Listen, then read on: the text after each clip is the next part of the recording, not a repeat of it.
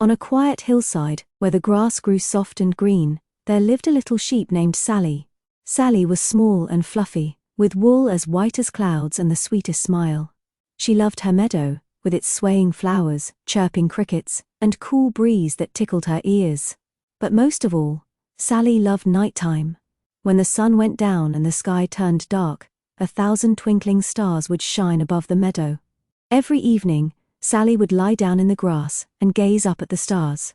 She liked to make shapes out of them, a star that looked like a heart, another that looked like a butterfly, and sometimes even one that looked like a sheep just like her. "The stars are like friends in the sky," she often whispered. One evening, as the stars began to twinkle, Sally had an idea. "I want to find the brightest star of all," she said. "I want to see if it can light up the whole meadow." Her friends nearby, Benny the bunny, Molly the mouse and Charlie the cheerful crow, tilted their heads. "But the stars are so far away," Benny said. "How will you reach them?" Sally giggled. "I don't have to reach them. I'll follow their light until I find the brightest one." With a determined little bounce, Sally set off. Her friends followed close behind, curious to see where the adventure would lead.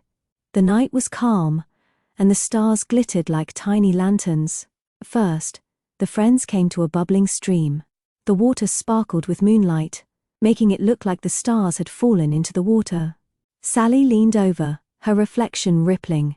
"Maybe the brightest star is hiding here," she said.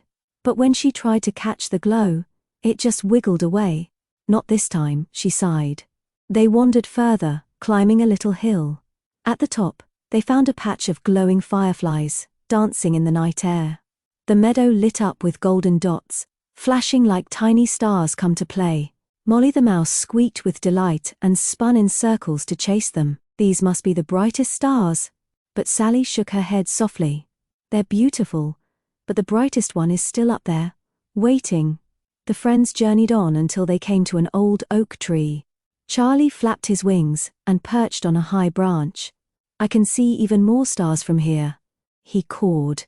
Sally climbed as high as her little legs would take her. Benny scrambled up behind her, and Molly squeaked as Charlie helped her onto the branch.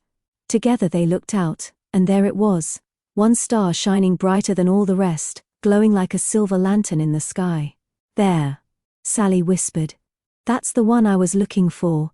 But just then, the star seemed to shimmer even more, casting its light down into the meadow. The friends gasped. The whole hillside began to glow softly, bathed in silver light. The grass sparkled, the flowers gleamed, and the stream glittered like diamonds. Sally's wool glowed so brightly she looked like a little star herself. Her friends huddled close. Benny's whiskers twitched with excitement. Molly clapped her tiny paws, and Charlie puffed his feathers proudly. "You were right, Sally," he said.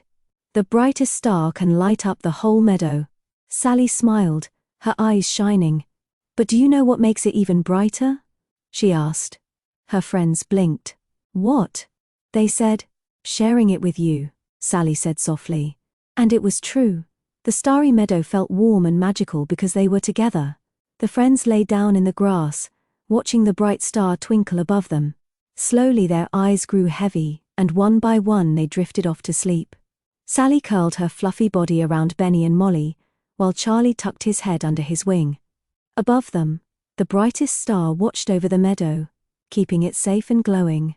That night, Sally dreamed of starry fields that stretched on forever, where sheep and bunnies and mice and crows could play together under the gentle glow of the sky. And from that day on, whenever she looked at the stars, she remembered that the brightest light of all was the joy of friendship.